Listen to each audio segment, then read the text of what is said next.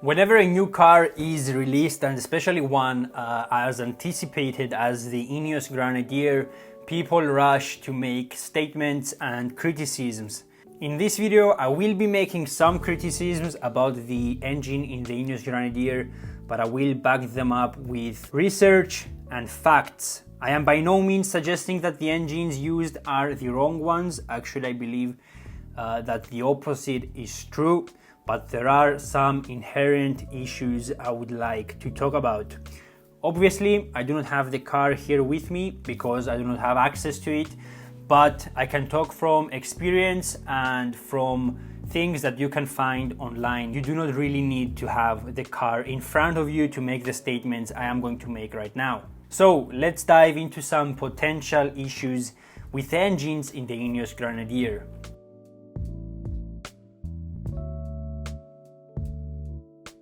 First of all, I would like to start with the positives. The B58 and B57 engines, the B58 is the petrol and the B57 the diesel, are very appealing engines. They are new units from BMW, so you would expect the latest and greatest technology. They have strong internals. The B58 has forged connecting rods, a forged crankshaft, strong pistons. Tuners have actually taken these engines up to 500 horsepower and even more on stock internals. So internally these engines are very strong. They are also very powerful from the factory. The petrol Ineos produces 280 horsepower and 330 pound-feet of torque, while the diesel variant produces 245 horsepower and 405 pound-feet of torque. So a bit more torque, a bit less horsepower, which is exactly what you would expect from a diesel engine. Both engines are also fuel efficient and they can meet emissions regulations in all parts of the world, which is a very important part when it comes to choosing what engine to use in your vehicle, because this means that the Ineos can now be sold in every single part of the world. If the team decided to use another engine that would perhaps be cheaper and a bit more unrefined, but perhaps a bit simpler, they may not have been able to sell it in parts of the world like the US, which is obviously a huge market for off-roaders, so it is a great thing that they utilize as many potential customers. So far, the two engines make perfect sense in the Ineos. However, if you look a bit more closely, you will find some potential issues. First and foremost, the new BMW engines use a lot of plastic parts. And I'm not talking about peripheral parts that are not essential to the functioning of the engine. The B58 has a plastic intake with an integrated water-to-air intercooler, which means it is both complicated and weak. And it also has a plastic water pump casing. So these components are in an area of the vehicle that is going to be constantly seeing hot and cold temperatures, so the variation in temperatures will be huge, which can easily lead to cracking of the plastics.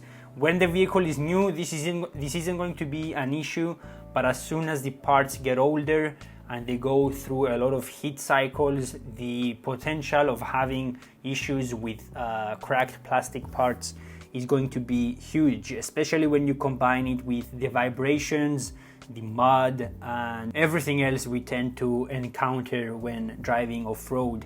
This is definitely going to speed up the aging process of these parts. So that is the first problem. The second problem is that in remote areas, you can't really find BMW parts. So in Africa or in the Australian desert, if you have any potential problems, BMW parts are probably the last parts you're going to find. The most common parts there are Toyota parts, Nissan parts, old Land Rover parts, and maybe the previous generation Ford Ranger, which is becoming very popular in these areas lately. So that's the second issue. The third issue is that these engines were never really designed to be used off-road, so they were never designed to cross rivers or to work in dusty environments. So I have a few concerns that, for example, if you tackle a track like Cape York, where you have many river crossings, how will the electronics on the engine fare? This is something that we will have to wait until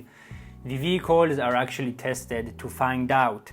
Now keep in mind that Ineos engineers have gone through an extensive process of tuning these engines to make them work perfectly with the Grenadier specifically, so there might be some changes in the hardware as well, so we might see some plastic parts be changed out for steel parts, but I think that is unlikely to happen. The great thing though is that because the platform of the Grenadier will be easy to modify, aftermarket companies will come out with plenty of parts that will enable customers to personalize and improve their Grenadier. And if these plastic parts and the electronics are actually a problem, I'm pretty sure that aftermarket companies are going to come out with a solution. Now, what other engines could Ineos use in the Grenadier? There aren't many options actually. If you think about it, an engine that you could potentially find parts for in remote areas is the 2.8 liter diesel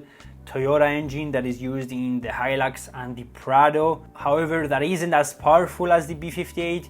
It is also less refined, and reliability for new Toyota diesel engines hasn't been that great. So I am not sure if this is actually a good choice or a better choice than the B58 engines. Also, I'm not sure if it would meet emissions regulations for the US market. The only possible candidate I can see is the V6 out of the Ford Ranger, which is a very powerful engine. However, I don't think I would choose it over the straight 6 from BMW, because I think the straight 6 would possibly be easier to work on, and it is simpler because it isn't a V engine, it is a straight 6, so it has less parts that can go wrong basically. Obviously, older Toyota engines are ruled out for emissions problems, the V8 from the 200 series or the 79 series, and the new V6 in the Land Cruiser is too new to be used in the Grenadier. Also, you need to keep in mind that choosing an engine that is being produced by another brand to use in a different vehicle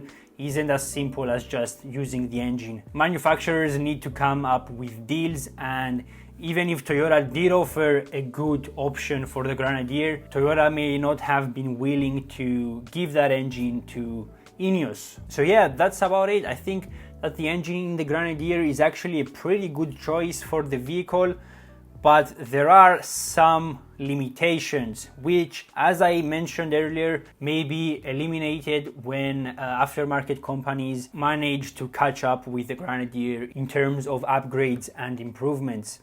I am very excited to see the Ineos Grenadier hit the roads and be delivered to customers, because I want to see how reliable it is going to be and how capable it is going to be. I truly believe that it is the 4x4 the world desperately needs, and I have a full video on this subject, so if you want to check it out, it will be on your screen right now. Thank you for watching.